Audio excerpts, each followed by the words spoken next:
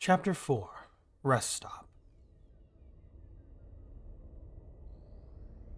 Hoplite's fist collided with the face of the last standing fiend, its purplish flesh caving inward before falling to the stones with a wet plop. He shook the shards of bone free from his gauntlet and did one more sweep of the surrounding area, seeing that the still twitching fiends were now fully incapable of movement. Did they still feel agony despite most of their brains having been destroyed? Perhaps the bodies did, but not the consciousness. Was it a mercy to destroy their brains, or would it only send them into a different kind of torture? Were Hoplite's foes currently experiencing eternal darkness? With these mutants being unable to die, who was to say they weren't? Fiends were undying, suffering from wounds that would never heal for eternity. That indeed was the case, unless all the flesh was burned from their bones. Again, he found himself marveling at the still writhing fiends, broken and battered beyond all recognition, yet still somehow living.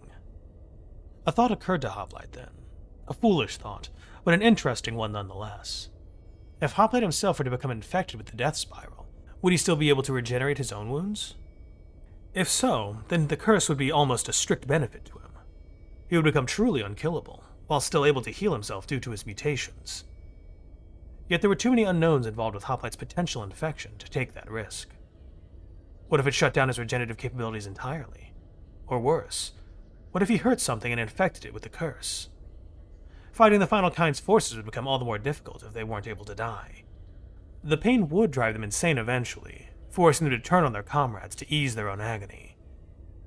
Fiends could heal themselves if they harmed an uninfected host, easing their anguish and spreading the curse further. The Final Kind's forces would transmit the disease through their ranks, eventually affecting their homeworlds and reducing the alien scum to nothing more than wriggling piles of screaming flesh. It would completely collapse their entire damnable civilization. But what if it spread to Earth? Infected Final Kind would no doubt spread the curse to Turnans as well. Humanity would crumble beneath the weight of the collective anguish, just as the Final Kind would. It would be mutually assured destruction. That would not be worth the potential immortality Hoplite would achieve. The mere thought of Earth becoming infected nearly turned his stomach. He then turned his attention away from the twitching masses of meat, walking quickly away from the carnage he had inflicted. Now that this section of the bridge was cleared, Hoplite would move the wagon into the rest stop. The vehicle was still there, parked before the wide entrance. Hoplite had seen Michael, Lance, along with the rest of the party enter the dark cavernous maw earlier while he'd been fighting the fiends. A good idea, for who knew just how many fiends could be lurking within. As Hoplite neared the wagon, he caught sight of Alistair's eidolon, Balmiel. The creature's lower half slowly knuckle-walked toward the entrance of the rest stop, its massive three-fingered fist spattered with blood. The upper half of Balmiel, the more human-looking one, crossed its arms as it stared directly at Hoplite. There seemed to be a curious glint in its eyes, and before Hoplite knew it, the creature called out to him. "Outworlder," the angel yelled. "I'd have a word with you a moment, if that's all right." How strange. Balmiel seemed to have two voices, both speaking at once through only the upper half's mouth. One of the voices sounded almost noble, not all too different from the highborn humans of the first arm. The second voice, however, was the complete opposite. It was low, guttural, and savage, as if a bear made of rocks had learned to speak. How many vocal cords did the mutant possess? Hoplite said nothing as the two came to a standstill before the entrance of the rest stop, with Balmiel's upper half at eye level with Hoplite's helmet. "Forgive me for taking your time. I realize that it is important to you," Balmiel's voice said in an almost apologetic tone. "But I must know, has the Outward fallen to Doxar?" Balmiel continued, bringing his tones down to a whisper. "Did he manage to slip past the pillars?" Hoplite blinked in confusion before replying. "I don't have any intel on Doxar." A brief wave of nausea suddenly came over Hoplite then, but it dispersed as quickly as it had come. He would likely need to eat soon, he realized. Hoplite hadn't eaten since the Death Day celebration for Moreau. That had been around 3 days ago. Certainly that explained why he had felt nauseous out of nowhere. Balmiel then let out a breath. "That is a relief. Thank you, Hoplite," it said with a smile. "Come, our work is done, and you must rest. I will guard the entrance tonight. I do not require rest." A short moment of silence passed between the two before Hoplite replied, "Affirmative. I will be taking the wagon inside." "Wise," Balmiel replied. "Also, you must not mention Doxar's name," Balmiel said quietly once more. "Not to anyone. It is a dangerous name, and it would drum up questions that the Pillar Gods forbid me from answering." "Why did you tell me then?" Hoplite asked, narrowing his eyes. "Sounds like a security risk." "I needed to know if the Pillar Gods' efforts regarding your world had been in vain. Now, if you please," Balmiel said, gesturing towards the dark archway of the rest stop. "Why can you say the name but no one else? You live here as well," Hoplite asked in his usual monotone. "And what did you mean about your god's efforts for my world? Is Doxar—" Hoplite suddenly felt nauseous again, yet the intensity of the sickness nearly forced him to vomit. Despite his empty stomach, he managed to maintain his composure before Balmiel, standing straight and eye level with the creature's upper half. Hoplite would need to eat soon, very soon. "I will not answer any more questions on the subject. I am sorry," Balmiel said flatly. "It is what you would call top secret. I fear I will be punished for even bringing this up to you, but the three heads must know that the Outworld still stands, for their peace of mind." Classified intel, then. Hoplite had no real reason to share Doxar's name with anyone. That was, unless it became important. Already there were a dozen more questions Hoplite had for the Angel, all of them pertaining to Doxar and the Pillar Gods. What were the gods' efforts concerning Hoplite's world? Had they been to Earth before? How was Doxar involved in all this, and how could just his name be dangerous? Balmiel did say that there would be consequences for uttering that name, but what were they? Based on what Balmiel claimed, it was safe for Hoplite himself to say Doxar, but not so for the natives of this planet. Would an Arquillan burst into flame on hearing it? Would their deities smite them from afar? Maybe it would just drive them insane, sending them to babbling fits of madness until they finally died.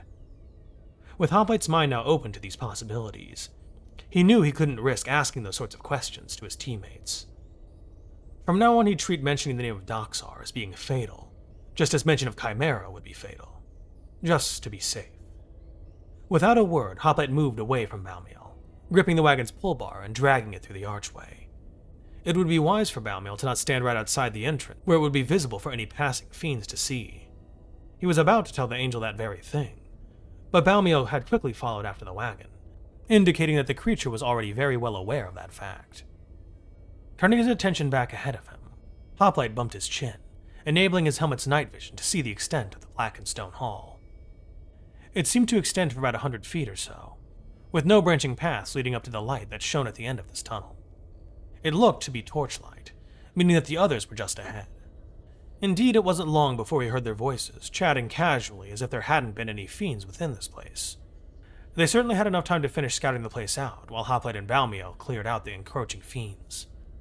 Hoplite had been afraid that there would be a small horde waiting in here, but it seemed that wasn't the case. Unless they had already taken care of them, of course. Any injured fiend within the rest stop would need to be removed from the premises if so. "Hey there, sir," Michael shouted, shouldering his rifle as Hoplite pulled the wagon into a large circular chamber. "Everything's clear." This massive room was bare of anything save Hoplite and the others. It had to be roughly the same size as the amphitheater on the Sparrow, with 4 bowl-like grooves set in the ground. Likely, those grooves were meant for a fire. But where would the smoke go? Was there a tunnel in the groove that the smoke could be pulled through? Perhaps these weren't meant to be fire pits, but Hoplite found it hard to imagine them being for anything else. He bumped his chin, the night vision disabling and leaving only the light of the team's torches to see by. And Michael's helmet light, which the Marine kept active despite the already burning light sources surrounding them. The battery life on those helmets was long, but that didn't mean they'd last forever. Hoplite had brought extra batteries for Michael's helmet, but the Marine should still be more conservative with his power usage. "Affirmative. Bridge is cleared," Hoplite replied, stopping to duck under the pole bar. "Disable your flashlight unless needed, Private." Michael hesitated for the briefest of instants before he complied, clicking off the light with his slightly shaky hand. "Yes, sir," he whispered, tone nervous. He'd need to leave his helmet light on for Michael once it was time to douse those torches, which would be soon if the smoke couldn't escape this room. He scanned the chamber again, looking for any potential hazards. The bridge was supposed to be ancient, but there was bound to be wear and tear somewhere. What if one of the large stones that made up the ceiling decided to come loose? Each mass of rock was roughly the same size as the wagon. If one fell, it could crush the team flat. Yet when Hoplite took his time to observe the brickwork, he was shocked to find that there was no wearing to be seen. Besides the thick layer of dust coating the stone, there was no damage to be found. This shocked him for a moment before he remembered what the Great Bridge was supposed to be made out of. Setstone, Lance had called it. It was supposedly indestructible, or may as well have been, considering that nothing had managed to even scratch it across all of Arculus's long history. Perhaps they really were invincible. After all, the Great Bridges had lasted through 10 ages of history, meaning that even those apocalyptic godling wars had not managed to bring them down. Was there anything in the Eighth Arm arsenal that could even scratch them? He considered for a moment as he ducked under the pole ball, wondering if a standard nuclear detonation could level the construction. Maybe the stones themselves would be spared, but if they all came loose, then surely the Great Bridge would fall. Unless the bricks were unable to be separated? After 10 ages, not even the seams connecting the bricks were worn. Where could Setstone be acquired? With its insane durability, there would have to be some way that could be utilized for the war effort. "This is home sweet home tonight," Alistair said with a short sigh. "We'll be able to rest easy. Balmiel will guard the entrance for us." "Well, that's a relief," Lance said with a sigh of her own. "I have no need to sleep just yet. I will help keep watch. Though I don't believe Balmiel will need the aid," she finished, sparing a nervous glance at Alistair. Again, being an elf came with great advantages, such as a greatly reduced need for sleep. If only that had been a mutation that Hoplite himself had acquired during his infusions, his capabilities in the field would have been greatly enhanced. "No," Alistair confirmed with a grin. "But he does enjoy talking if you want to keep him company," Alistair said, nodding to the Eidolon's wide back. "If you aren't afraid, that is." Lance gulped as she stared at Balmiel, the lower half's tongue idly licking the dust from the ground as its upper half kept vigil over the darkened hall. "I will try to muster up the courage," Lance said noncommittally. "Well," Alistair said slowly, "as long as you don't try to shoot him," he finished, sparing a brief withering glance for Michael. The Marine just shook his head and muttered, "I didn't know he'd look like that," under his breath. That was right. Michael had never seen Balmiel before. Likely seeing such a creature had prompted Michael's fight or flight, something that Hoplite didn't blame him for. After all, Balmiel was unique in its appearance. "Let's just go to bed," Elam said with a yawn. "I'm about to fall over, and I don't want to suffer the curse of consciousness any longer." "First," Twindale said, raising a single finger, "we're going to need Afina's blessing. It will only take me a few moments. I need to make contact with one of her angels first." "Angels? Were they like Balmiel, or did every deity have their own kind of angel? Did they all work for the Pillar Gods?" It was hard to say, but Twindale might be able to provide more insight on the nature of angels. Alistair, too, could prove to be a valuable source of intel. After all, he was bound to Balmiel, who was an angel. Surely he must understand somewhat about how angels operated. Kidka then not so subtly cleared his throat, standing up straight before marching straight up to Hoplite, a nervous grin on his face. "While we wait for Twindale, well, what I want to say is, Kidka stuttered. "Do you want a Thoma? Wait, no, sorry," he struggled. "I am changing. No, wait, that's not what I meant. I'm challenging," he continued, face scrunched up as if he were in agony. "I can't talk today. I am wanting to Tomaka." Kidka shouted in frustration. Hoplite squinted at hearing Kidka's mouth salad. Was the man on some kind of narcotic? Why couldn't he talk correctly? He did not look to be drunk, and despite Kidka's broken speech, Hoplite could not hear any slur in the pale man's tone. "What I meant to say is, I challenge you to Toma."